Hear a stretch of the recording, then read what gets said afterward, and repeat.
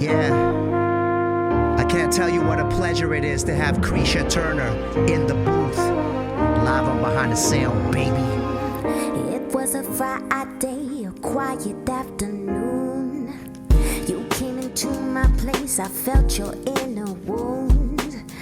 What a shift, what a daze. I tried to catch your groove the day I lost you. Countdown, it's 1, 2, 3. What was I to do? Fell off that jagged ditch, end of me and you. Tipped off that boiling point. Who this don't know you? Is this the real you? You and I, big purple monster. Just your ego, just your ego. Three-legged devil. Where'd your brain go? Where'd your brain go? I got this big chip on my back, my ego. Shoulder like a boulder, man, it ain't for the feeble. Hold it everywhere that we go, Contigo. Treat you like my queen, royalty, you rego. Call the po-po, do me like I'm illegal. A week go by, fly high like an eagle. Where my brain go, MIA like Tebow. A three-legged devil, loco like CeeLo. 0 to 100, Zeno. Speedboat without a life coat, pull you under like Nemo. A big polar monster, you grimace a heat though. A constant reminder what they got, we don't. Peace, yo. Countdown, it's 1, 2, 3. What was I to do? Fell off that jagged ditch, end of me and you. Tipped off that boiling point. Who this don't know you? Is this the real you? You are big purple monster. Just your ego, just your ego. Three-legged devil. Where'd your brain go? Where'd your brain go? Where did your brain go? Where did it go? Don't let it control you. You're not your ego. Big purple monster. Just your ego. Just your ego. Three-legged devil. Where'd your brain go? Where'd your brain go? Kreesha, we live on Behind the Sound, baby. And it sounds so sweet, don't it? She back, we back. Let's go, let's get it. Yeah.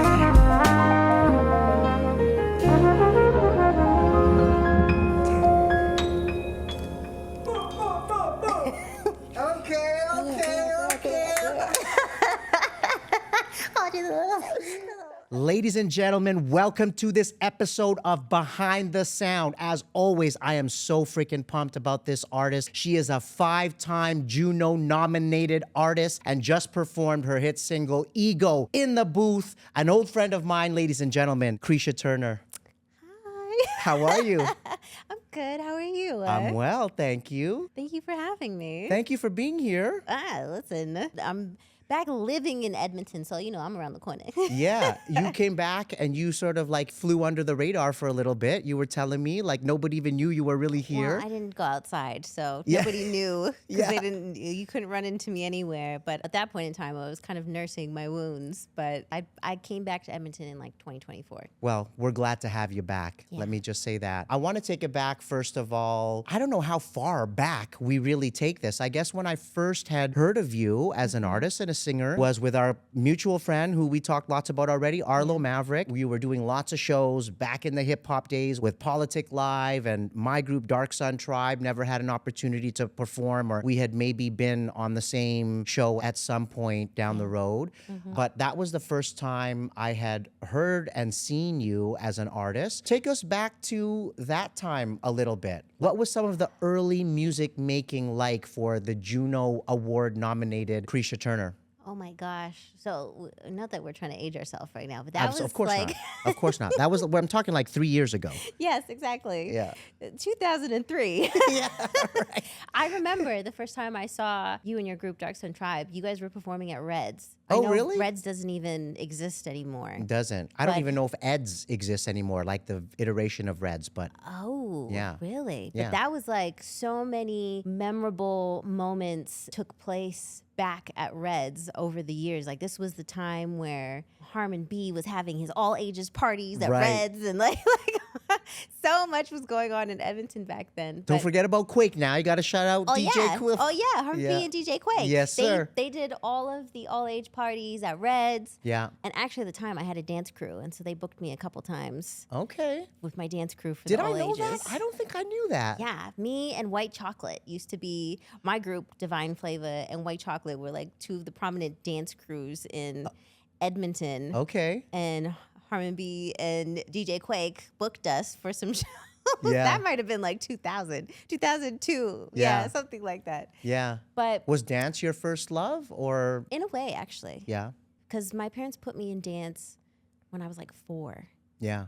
And shortly thereafter, this is actually where my jazz obsession began. At 5 years old, I was part of Afro-Caribbean Dance Ensemble. I was in tap and I was in modern. And in tap, jazz music was like the best tap dance music. Right. And then my first attempt into music was at 5 years old. I became obsessed with the idea that I needed to learn how to play jazz piano, but nobody would take me on because Yeah. I was too young. If I was in China, they would have. 100%. Yeah. Like, That's like what? 5 years too late. Yeah, I know. Yeah, in China. Exactly. Nobody would take me on. I gave up at like 11. And then I went to Victoria School of Performing Visual Arts for dance Okay. and for visual art. I also used to paint and draw. Music didn't enter my world until I moved to Jamaica. I went to part of my high school in Kingston. And it was when I lived in Jamaica that I discovered music or singing Oh, really? specifically. Yeah, I joined my church youth choir, and just as a dancer my whole life, like I knew the power of music because it's what you're responding to in movement. And then that was my first experience causing the reaction.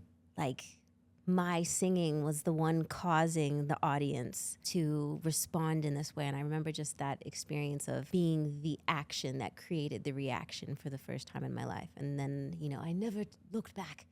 And then I came back to Canada and I became so active in everything that I could, music oriented. I was writing and recording my own material here in Edmonton, selling CDs. This is where I met Arlo, Yeah. Politic Live. Hawking CDs out of the back of a trunk. Oh, yes. Yeah. And like at the time, the Edmonton scene was so active. Yeah. Like I remember being at Clairview Pub on Sundays. And Crazy. Like, Yeah. Yeah. Clairview's finest. And yeah. all these different locations just out performing, competing. I was part of 2 jazz choirs that are still active in the city called Form Jazz Choir and Enough Said, and a gospel choir, like just anything music related, I was there. Yeah. And so that was the beginning of music for me. My mother just told me whatever it is that I decided to do in life, I just needed to perfect my craft. Yeah. And that I needed to treat it like a doctor who was going to school, put in my 10,000 hours. Yeah. So I made it a full-time job, and just every competition, every stage, any opportunity to get better at what it was that I did, I was taking it. The action that creates a reaction. I love that. That's dope. That's what music is. With all of these different creative influences, do you find more passion for one over the other, or does it ebb and flow in different times of your career? I think because I stepped away from music for the last decade. Oh, let's talk about that. Yeah, and you know, that's more so because I felt like music broke my heart. And it was not actually music, it was the industry Yeah. of music that broke my heart, but still the association was definitely very tainted. So, Yeah. you know, a number of years ago, if anybody had asked me if I was working on new music, I might have cursed you out. But Yeah. Yeah. we've come full circle. Don't worry, I won't curse you out anymore. But through that hiatus, creativity definitely found its way through different things, whether it was dance or some might not really consider it, but like the physicality of working out. Like there's just different ways that your body just has to create in some way, shape, or form or expel an energy. So it has evolved over the years, but ultimately nothing feels like music. Yeah. Yeah. In the creation, in the performance, it's the universal language. And I think it's like, it's God given. Like there's a spirituality to it that Yeah. other things don't necessarily have. Yeah. Yeah. Yeah, I want to get back to the heartbreak of the industry a little bit in a second. But, you know, you talk about finding your way back to music. That resonates with me because I was making music in different capacity with Planet Sound and the video production, but have really sort of come back to it full force with this podcast and being around other talented artists like yourself. And you shared the story with me when we met a little while back about performing on vacation. You were in Bali or something like that, and you Yeah. were performing and you created this reaction and you were like, Yeah. oh fuck yeah, Yeah. I forgot what this feels like. And as an artist, as a performer, there's really nothing like that energy of that being on stage and having the audience give you that energy and you're giving it back. Do you remember what that was like? Was that one particular performance that brought you back, that had you kind of hooked again? Can you describe what that moment was like? I guess in Bali, there was kind of a couple, and they all came really quickly. You know, I randomly ended up at open mic night, even though I didn't know anybody there. I'd randomly met these guys on a beach and I heard them over talking about an open mic and I was like, hey, can you give me the information for it? And then Yeah. I showed up and then at the end, they were just kind of asking people like, hey, do you want to do something? Like, Yeah. do you do spoken word? Do you like, you know, the floor is open. What do you want to do? Interpretive dance? Like, Yeah. I can do all of the above. Yeah. do anything. And I was like, let me see if I can find an instrumental. And then I found the instrumental to a song off my first album called Black Magic. And I put it on and I performed it. And I remember people were just like, their jaws like just dropped. They were Yeah. like, who? I remember this older woman. She was actually very significant to me in Bali. Her name was Carol. This older French woman who kind of, I've learned, ended up being like kind of one of the OGs of the Bali like expat scene, because there's like a group of them who got stuck there during COVID. So Okay. when the world opened up again, they kind of established a lot of the venues and the events, etc. And she just came up to me and she was like, what are you doing tomorrow? Although it was a British accent, I can't do I can't do a French accent. She's like, what are you doing tomorrow?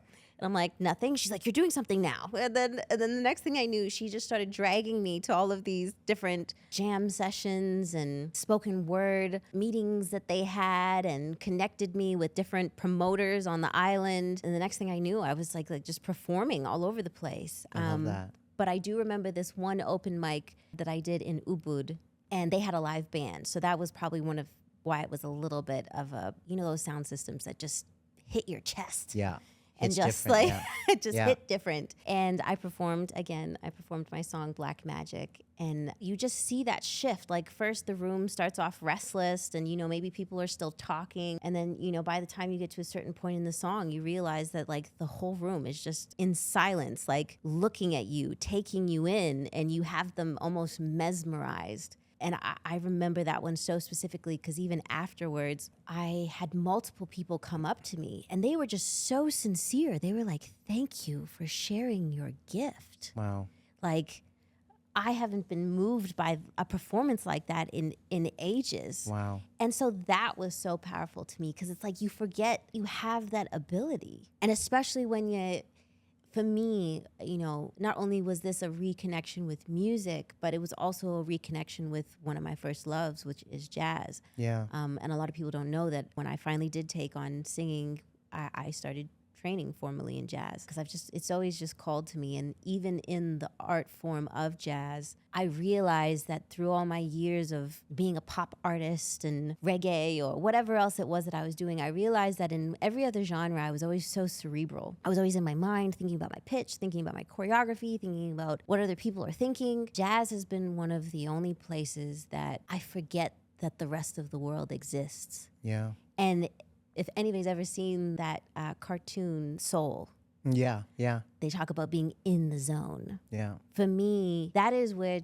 true connection to source, true flow state, like there's so many things that people can call it, but it's like that's where true musicianship and true artistry like exist. It's in that space when you're not thinking. And so I realized a long time ago that jazz was one of the only things that allowed me to be in that space. I'm not thinking.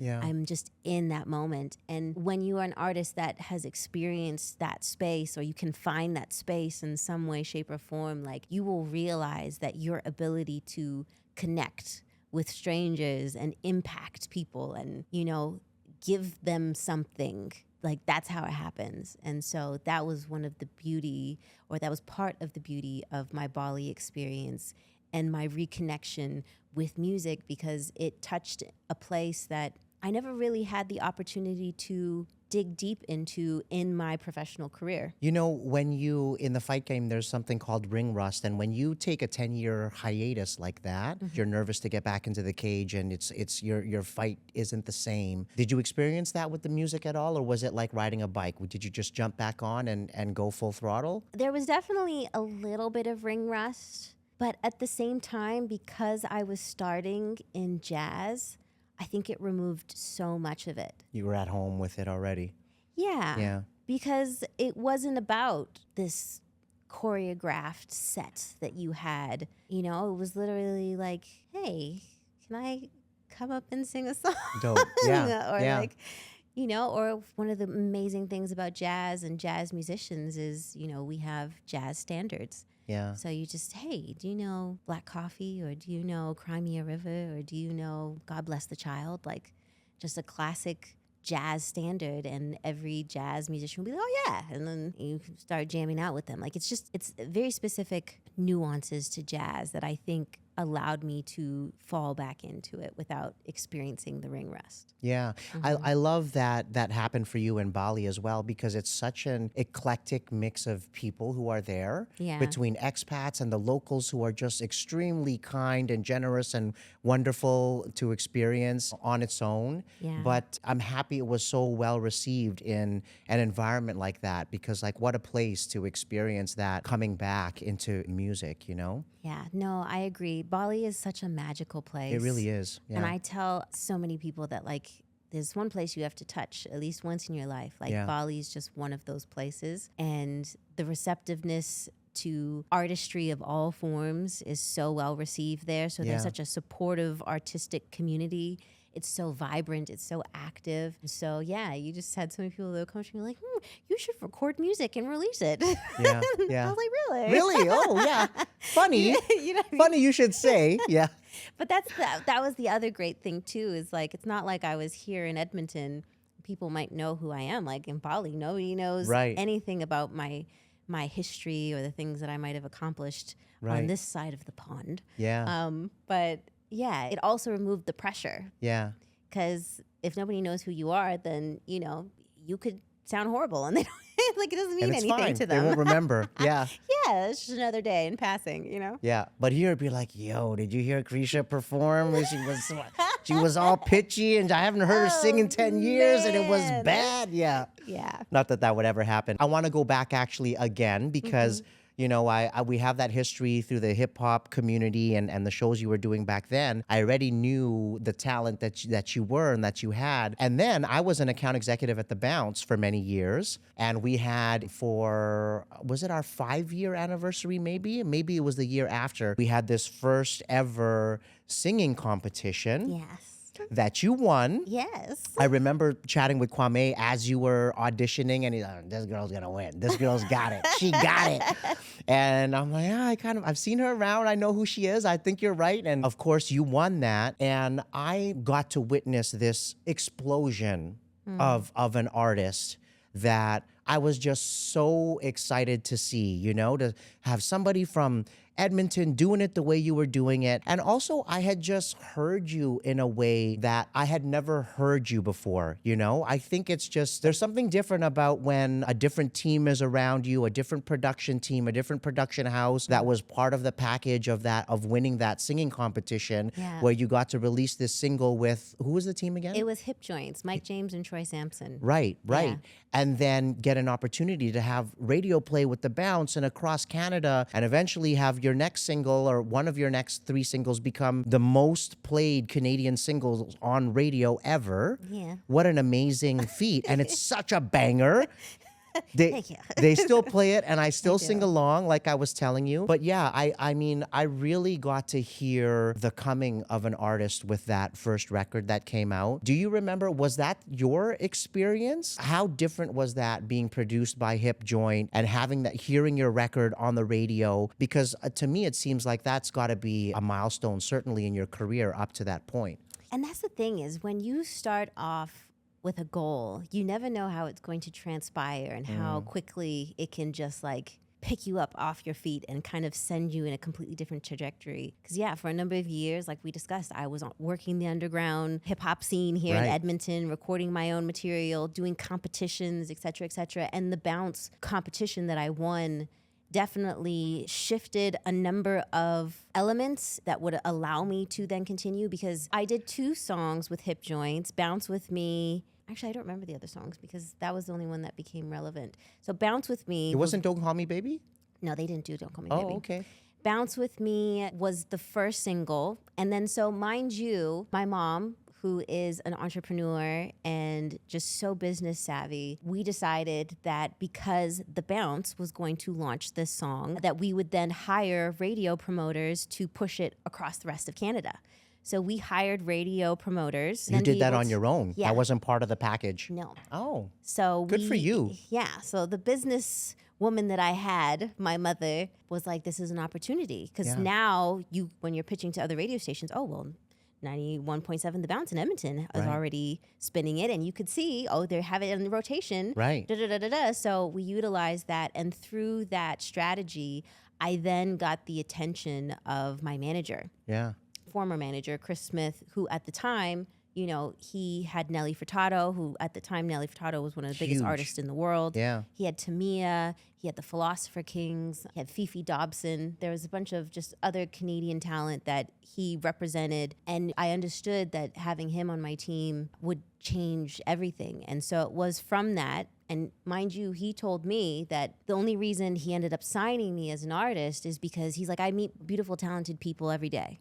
He was like, the difference is I saw, one, your work ethic by how active you were in your hometown. And then number 2, I also saw the business mentality that I had by hiring radio promoters Yeah. and continuing to push this song. So I took an opportunity and continued to run with it. So as an investor, and that's always what a label or management is, they were like, you know, we want to be able to put our money behind someone that we know is going to do the work. And so shortly thereafter, he signed me in December of 2005. And then the next thing I knew, we were in the US going to all kinds of meetings. And by April of 2006, I was signed to Virgin Records in the United States and consecutively signed a deal with EMI Canada. And I went into recording again. And that is where Don't Call Me Baby was created with my executive producer off my first album, John Levine, who is one of the members of the Philosopher Kings. And Angelique, who has kind of done her own thing, actually wrote Don't Call Me Baby. Okay. And yeah, just through that process, you know, I was then blessed to release my first album in 2009, and Don't Call Me Baby ended up doing great things. Yeah. In the States as well? You said most record played in Canada radio. Yes, on Canadian radio. Yeah. It did hit #1 on the US Billboard dance charts. Crazy. So the dance remix went to #1 in the US, and then it did really well overseas in Europe, in Germany, the UK, the Netherlands. Like it's so random. I got sporadic love in a multitude of territories. That's with why you Don't still Call Me got Baby. fans there. Yeah, for sure. Yeah. I still see them on the Spotify numbers. Yeah, yeah, yeah. Let's go back to Bounce With Me. Was that the record you wanted to make? How much say as an artist did you have at that point? Or were you just ready and willing to soak it all up and take it in and take the advice of the producers and the people around you? Were you super happy about that record? Or were you like, maybe it's not really me? With Bounce With Me, it was definitely way more poppy than anything I'd ever recorded. Right. But I'm definitely somebody that trusts the process. And so I followed their lead. Yeah. And I allowed them to take my voice and put it into a vision. They heard my jazzy tendencies, which Bounce With Me is still very jazzy or swing like. So I remember I was like, okay, I can handle this because it's a little jazzy. Yeah, yeah. I'm not mad at it. Yeah. And even Bounce With Me ended up being one of my most synced records. Oh, really? Yes, it Cool. was synced on everything from Entourage, Lipstick Jungle, Ugly Betty, Gossip Girl, Keeping Up with the Kardashians. It was in a ton of movies. I was in a Kit Kat commercial with it. Cool. It was just everywhere. And to think that that came from 91.7 The Bounce in Edmonton. Right, right. Is that still a revenue stream for you? Do you still get, they send you checks every month for some of that stuff? I still do get little things here and there. It's not being worked the way that it once was a number of years ago, but over the years, just general information for artists, like syncing is Where it's at. Where it's at. Because Yeah. even 2020 was kind of one of my last big syncs. I had a minute of my song Sexy Gal, one of the reggae tunes with T.O.K. I had like a minute on Empire, and right there, that's like $20,000. Unreal. Unreal. Yeah, so syncing's where it's at. Yeah. Syncing's where it's at. One check they sent you for 20,000? That was over a period of like, No, one check. really? Yeah. Sheesh. Sheesh. But that's what syncing is. Yeah. You know what I mean? Yeah. It's probably one of the most lucrative and under-realized revenue streams for artists. Right. Well, it ain't from Spotify streams. Yeah, don't count on Spotify streams. Yeah. Yeah. Yeah. Walk us through a little bit of you get these 2 consecutive record deals and then the music industry breaks your heart. I think there's some real commonality there of that story and lots of artists that have been in the industry or continue to be in the industry from New Edition to, lots of people have experienced this. Tell us a little bit about that heartbreak. What happened? I mean, you don't get into specifics or don't get into specifics, but Yeah. I'm sure there's a lesson there that others would love to hear. We've all heard the sob stories of artists of they took advantage of me, they exploited me, and no matter how much you mentally prepare yourself for it, it still knocks the wind out of you. Yeah. Because it's always the people that you least expect it from, I feel like. Because they're so in your world and so in your corner that you forget that it's really just business for them, and you would like to think as an artist, we find the meaning in the littlest things. Like I saw a butterfly yesterday. Right. You know what I mean? Like Yeah, things it's a sign. Things are just so much more spiritual to us naturally because we are creators. We create things out of nothing. And business-minded people aren't like that at all. Like it's strategy, it's numbers, shareholders, it's just a very different mentality. And as for artists, we set ourselves up more than we realize it. So we need to go in with our eyes wide open. And even though I thought I did, it still doesn't prepare you. And it's a mixture of things. Sometimes it's politics, sometimes it's betrayal. There's been a multitude of times that I have been set up to have a clear shot, if that makes sense. And that's in the context of, it's always, you need a person in a position of power to believe in you. But then the industry is so fickle that you might get that. Like, for example, when I was first signed to Virgin Records, I was signed by the head of Virgin Records, Jason Flom at the time. And he also signed Katy Perry. And at one point in time, both me and Katy Perry were set as global priorities for EMI. Her project was about 6 months ahead of mine. So she released I Kissed a Girl, Hot and Cold in the summer of 2008. And my project was scheduled to be released in December of 2008. And lo and behold, first week of December, EMI got bought out globally and Jason Flom everybody in the Virgin office was fired. Wow.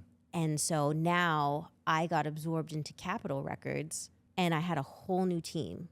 So nobody that knows you, nobody that believes in you. Yeah. Katy Perry's already released, so she has numbers, she's already in motion. Right. And you're sort of starting from scratch. And you're starting from scratch Yeah. all over again. And so for me, the EMI Canada team stayed the same. So they planned to continue the rollout. And so Capitol was like, we're going to see what Canada does. And then we'll decide what we're going to do with you. Right. So EMI Canada followed through. And then the next thing you know, I have the #1 song in Canada for 8 weeks across the country. And we're going back to Capitol being like, you wanted to wait and see what Canada did. Right. Here it is.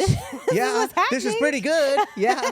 I don't know what else you wanted us to do. Right. This is for Don't Call Me Baby you're talking about? This for Don't Come Baby. Once again, you need somebody of power. And then that's the thing is somebody of power might now see you, but you weren't their signee.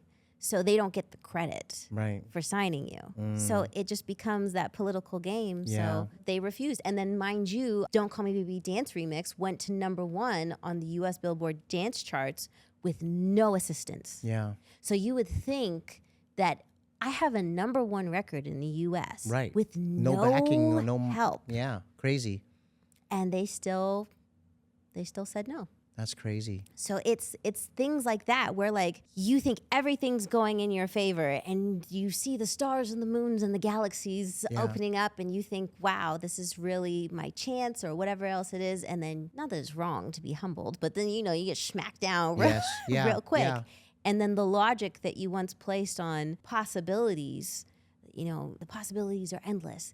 You now start to realize that it is actually so fickle on things that really, it doesn't have to do with talent. It has to do with the politics of the industry. I had that happen to me multiple times after that. And so after you see politics take hold of artistry, I also ended up having falling out with my manager, which I felt like was a betrayal in its own right. And there was just a number of things that, like I said, it wears away at you because it's no longer about how hard I work. It's no longer about I did everything right. It's now based on the whim of somebody else. Some suits who aren't creators. Suits who aren't even in it for the love of music. They're in it for capitalism. Yeah. I'm curious to know how you would summarize what your lesson was learned out of that. And it doesn't have to be like an industry lesson. Like maybe it's something personal about yourself that you learned coming out of that experience and moving forward.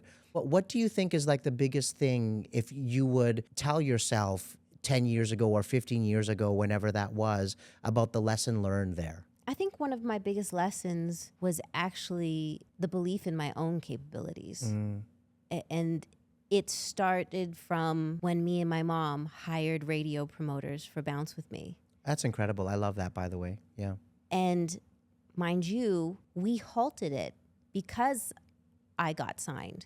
They told me to stop because, once again, you got to look at it from a corporate perspective. If the song continues to climb the charts, et cetera, they can't actually claim any success because they weren't the ones that did it. So Right.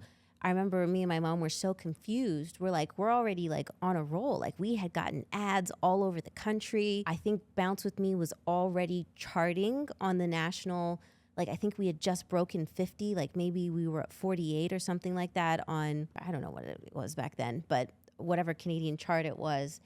And so when they told us to halt, I remember we were like so confused. We're like, isn't the goal to like get signed and then to like them to pile on, more marketing money, Right. pile on whatever else it is, like amplify all Right. of the hard work that I've already done. But Not if they can't get the credit. not if they can't get the credit. So I look back on those lessons of like, I knew it didn't feel right at the time, but instead of it genuinely being based on actual traction and then also the mentality of always being told you need a major label, you need all of these things, otherwise you don't have a chance in hell. Like I would be apt to argue that I don't know what would have happened if I had continued with me and my mom, setting out and doing what we did. We probably could have gotten a lot. If I did sign a deal, I would have been able to show numbers, so I could have had more leverage. I would have been able to have more control in the creative process. It's always down to so many questions of, what if? But looking back on that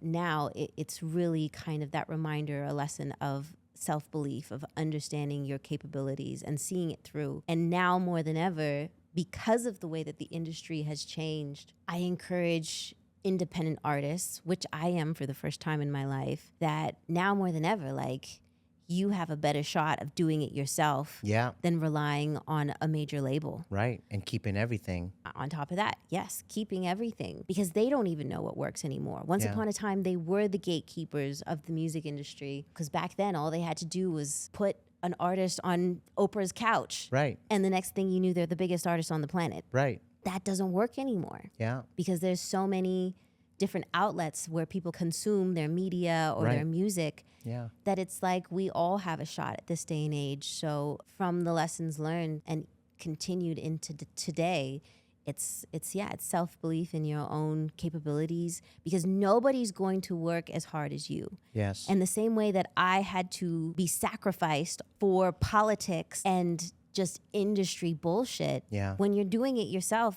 you avoid that entire landscape. And it's such a balance as well, right? Because there's, even in business or even in video editing, for example, you start doing everything yourself. I shoot, I direct, I edit. Same with music. You're the marketing person, you're the artist. You have to let some things go, right? Because you can't do it all yourself. You've got a team, you've got somebody helping with social media, you're going after grants, you need a manager. You can't do it all on your own. It does eventually have to be a business, and it's so great. I love your mom. I'd love to meet her sometime. She sounds like a really great woman to have that savviness and that business sense to strike while the iron is hot and take it on yourself and take some initiative. But it's a hard thing to do, to like let go of that creative control and trust that somebody's going to do that for you, because you're right, that I struggle with that all the time. No one's going to do that edit like me. Nobody is going to show up early and leave late like me. At some point, you've got to trust that somebody's going to do that at least at 80-90% for you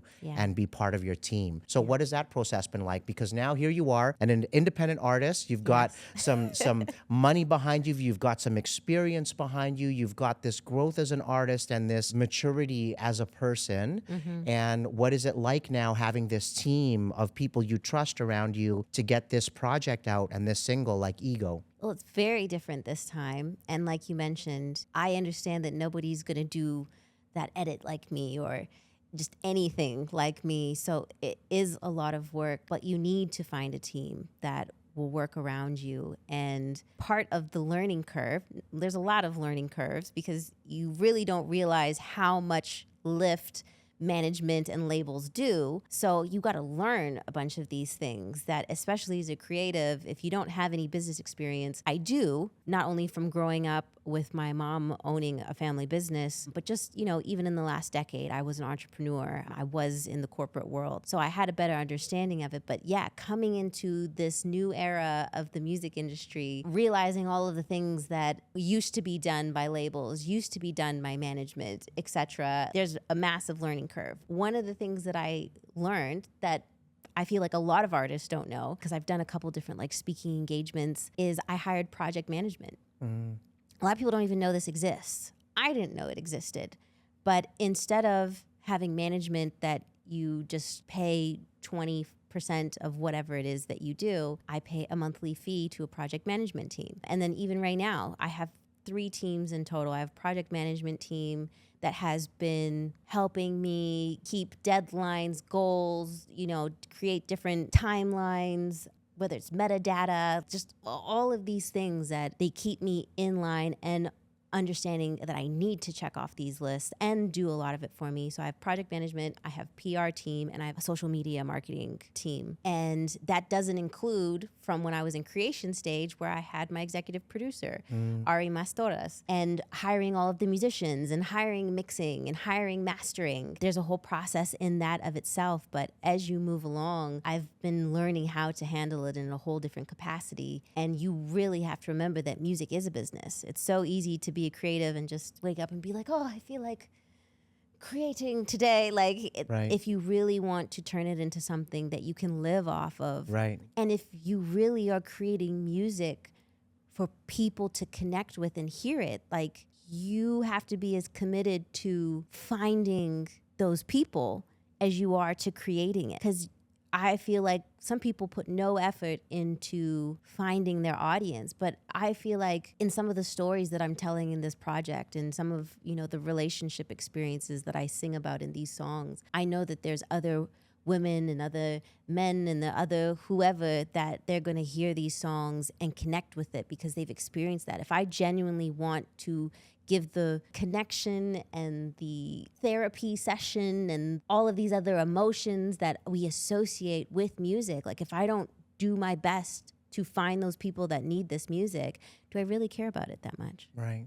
So I think it goes hand in hand. And if you are truly an artist and lover of the creation of your art, and you want people to receive whatever message it is that you're trying to get to them, or get them to hear your voice and your story for whatever reason, like I think that there has to be a translation into, okay, I'm going to figure out this business part of it. Yeah. I'm going to oversee it. Yeah. It's You such know? a big part, and it's a big part that I think a lot of artists miss. And as an independent artist, you have to be so mindful and experienced in so many different aspects of your music now. You know, gone are the days where you could just create music and just somebody puts it out there, or you get signed, and you just kind of worry about the music and the performing part of it. Whereas now, in this world of social media and the internet, and now AI and all of these things, you have to be so much more aware and well versed with a lot of different things. It is a huge learning curve, but you're right. I mean, it's just starting once you drop the record, right? Like it's just the beginning of the process, and some people just drop it, and there you go. On to, let me start recording the next thing, right? And there's so many things you have to think about after that. One of the good pieces, you know, you mentioned is about having that team around you, is that sense of accountability. You know, there's one thing doing it all on your own, but you have to hold yourself accountable. But when there's 5 other people, 10 other people that are, you know, you're here like, oh, these guys are gonna get mad at me. I gotta get this, I gotta get this carousel off to them. You know, there's that accountability that, okay, on this date, this is happening. And if it's just yourself, it's easy to sort of push that back, right? Yeah, absolutely. And then it's not even just relying on yourself, having a team that has been active this last decade when I stepped away, Right. of knowing like, okay, did you register with, I think it's called Panorama, Octave, to make sure that you got an ISRC code? Say Did what? you did you Say what? You know what I mean? Like, do you have both of your Sound Exchange accounts? Do you have your artist performance account, and do you have your master rights owner account? I mean, do you have all of your PROs? Do you have both your publishing PRO and your songwriting PRO? Look at you and your learning curve. Hey, take notes, y'all. Take notes. Oh my gosh. There's so much to learn that unless you have someone kind of steering you in the direction of like, hey, did you make sure you registered this? Right. Especially as an independent artist, you just might not even know. And that's the thing, because labels were the gatekeepers for so long, it's really only people who were ever inside the label system that know so many of these things exist. It's not even like talked about that much in Reddit forums or whatever. It's not completely gatekept the same way, but you just realize that that information is kind of missing, and it's not as just readily available as one might think. Yeah. Chat won't just put out a whole plan for you. I like to use some of the different AIs for especially planning and business strategy and stuff like that. But there's definitely been times where I ask it like, hey, am I registered with all of the right companies? Like, am I missing anything? And then still it says, yes, you signed up for this. And then my team will tell me about something. I'm like, hey, you didn't tell me about this one. Be Oh, like, yeah. Oh, yeah. Yeah. Right. This is essential. Right. But you didn't ask about that. I'm like, you motherfucker. Yeah. Yeah. So, you know, there's still value in community. Yeah. And having people who have been in the label system or managers, or like, there's still value there for sure. I love that. I love that. Well, Kreesha, it's been so dope having you here. Thank you. Tell us a little bit about, you know, as we wrap this up, what's coming up next? You've got this single out, Ego. What happens in the next year that's coming up for you, and where can people find you? So yes, my first single is finally out off of this new project, and it's called Your Ego, although it's spelled Y-O-U, R-E, which I know people are like, did you misspell this? You are ego. It's Your Ego with the meaning of you are ego. Available on all platforms. And over the next year, I have a number of songs being released, a couple more singles, and then aiming for the full project, maybe top of next year. Yeah. So a bunch of fun stuff along the way, whether it's performances. I'm headed to Toronto. I'm performing at North by Northeast on June 12th. Dope.